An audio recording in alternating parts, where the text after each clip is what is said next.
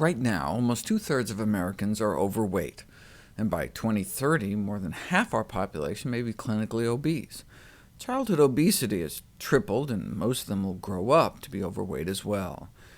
The United States may be in the midst of raising the first generation since our nation's founding that will have a shorter predicted lifespan than that of the previous generation. The food industry blames inactivity. We just need to move more. But what is the role of exercise in the treatment of obesity? There is considerable debate in the medical literature today about whether physical activity has any role whatsoever in the epidemic of obesity that's swept the globe since the 80s. The increase in calories per person is more than sufficient to explain the U.S. epidemic of obesity.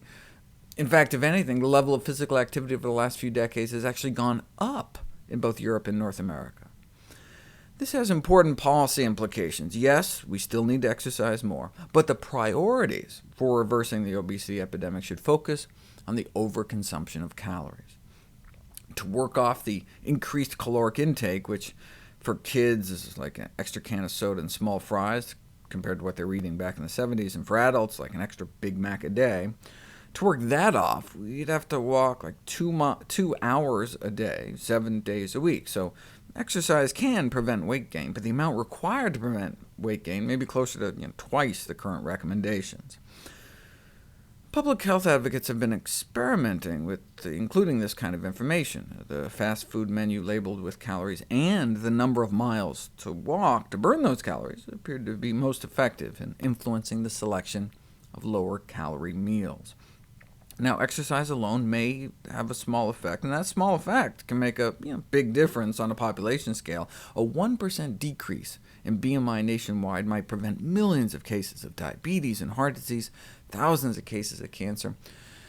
But why don't we lose more weight from exercise? It may be because we're just not doing it enough. I mean, the small magnitude of weight loss observed from the majority of exercise interventions, where they make people exercise, may be primarily due to how low the doses are of the prescribed exercise. People tend to overestimate how many calories are burned by physical activity.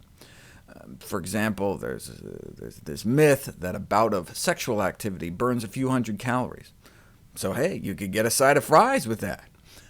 But if you actually hook people up and measure energy expenditure during the act, and your study subjects don't get too tangled up with all the wires and hoses, though it may be nearly the metabolic equivalent of calisthenics, given that the average bout of sexual activity only lasts about 6 minutes, a young man might expend approximately 21 calories during sexual intercourse.